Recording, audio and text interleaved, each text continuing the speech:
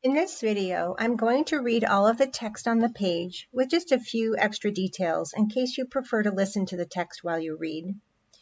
So we're going to discuss formal academic language versus informal vocabulary as a way to help you improve your word choices.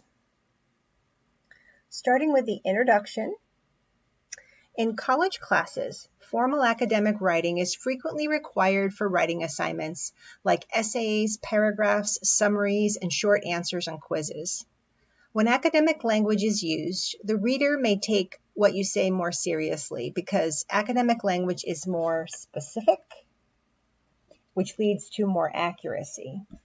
This means that you'll want to replace simplistic words like good, bad, and non-specific words like thing and stuff with more specific words.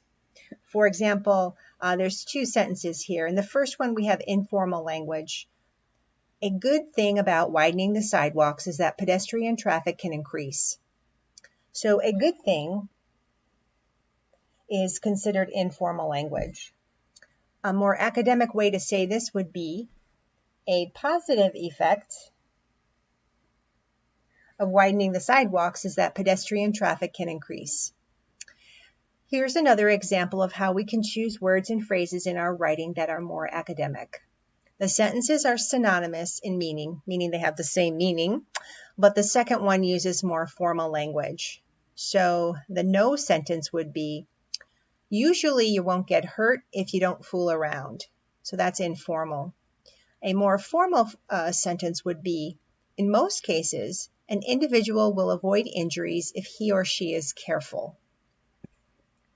So the first sentence is more informal, and the second sentence is much more academic.